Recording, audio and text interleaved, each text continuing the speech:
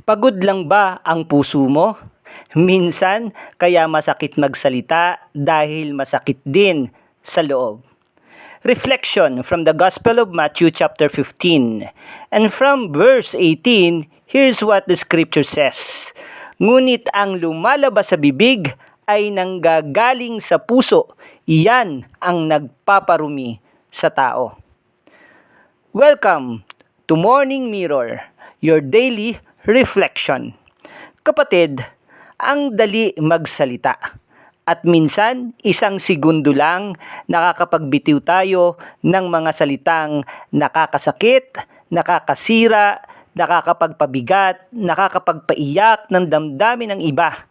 At ang mas mahirap ngayon, hindi na agad-agad nawawala ang mga nabitawang salita, lalo na sa social media. May mga screenshots, may resibo, may comments, may chats, may posts na pwede mong balik-balikan.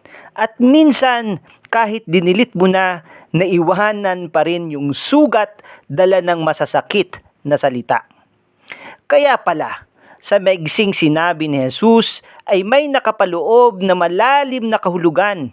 Again, ang sabi niya, hindi ang pumapasok sa bibig ang nagpaparumi sa tao, kundi yung lumalabas. Meaning, yung mga salitang lumalabas sa atin na sa puso nanggagaling. Kapatid, minsan hindi naman masama ang bibig, kundi pagod lang talaga ang puso. Kaya pala, mabilis tayong magalit, mabilis tayong mairita, mabilis tayong sumagot, mabilis tayong manakit, mabilis tayong manghusga kasi may dala-dala rin tayong pagod, sugat, disappointments, unresolved pain, at minsan, imbis na healing ang lumabas, yung sakit natin ang naipapasa natin sa iba. Pero ito ang magandang balita. Ang lahat ng na-damage na mga nakakasakit na salita ay sa salita rin na ayos ang lahat.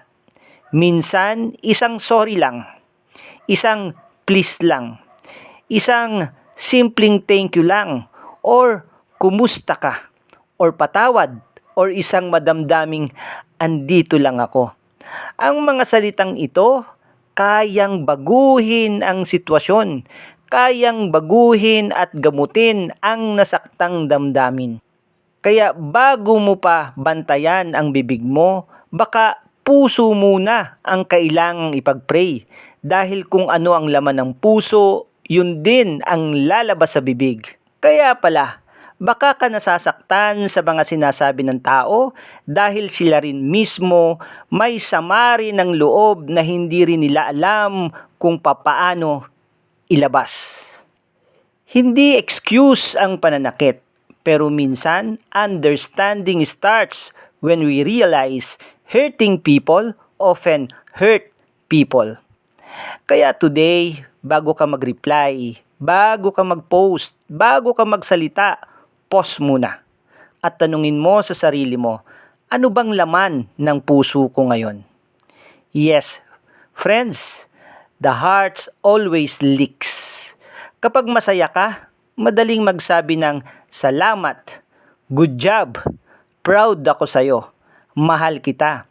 Pero kapag pagod ka, kapag puno ka ng stress, kapag may dinadala kang problema, biglang iba ang lumalabas sa bibig mo.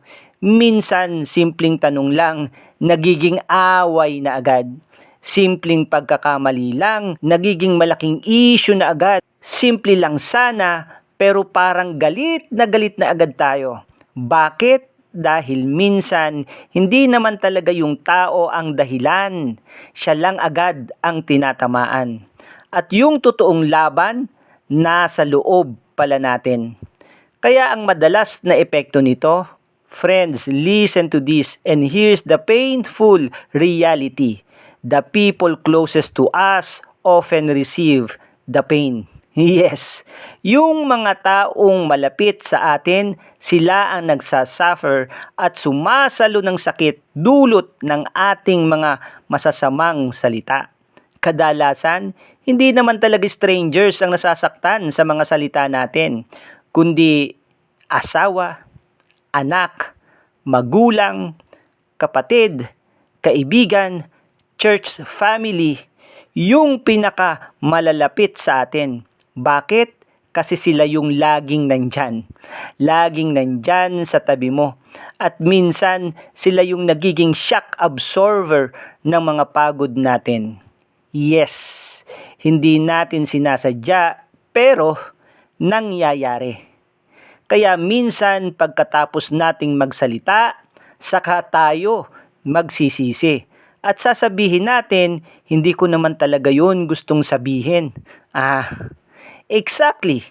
Dahil hindi yun galing sa isip, galing yun sa pusong sugatan. That's why Jesus is after our heart. Kaya pala ayon sa Matthew 15, hindi sinabi ni Jesus, linisin mo ang bibig mo. Hindi. Ang pinaka-focus pa rin niya, puso. Kasi alam ni Jesus, kapag inayos ang puso, susunod ang bibig. Kapag gumaling ang puso, maayos ang relasyon. Kapag gumaling ang puso, magiging maayos na din ang mga bibitawan mong salita. Kaya nga minsan, kapatid, hindi mo kailangan ng communication seminar.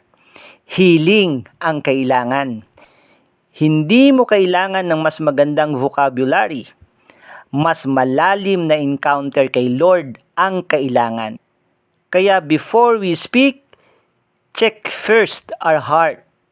At magandang practice ito, kapatid. Bago tayo mag-reply, bago tayo mag-comment, bago tayo mag-post, bago tayo magalit, pause muna.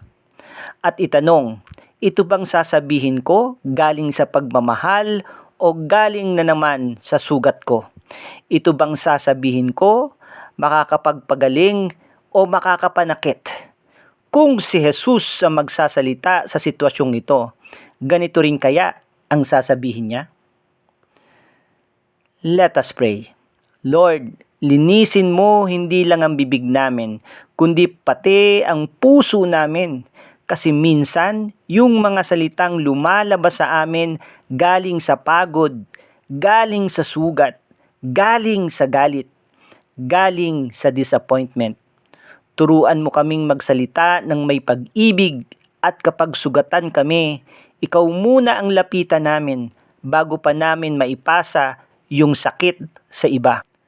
Punuan mo ng kapayapaan ang puso namin para buhay, pagmamahal at kapayapaan din ang lumabas sa mga salita namin. Sa pangalan ni Jesus, Amen.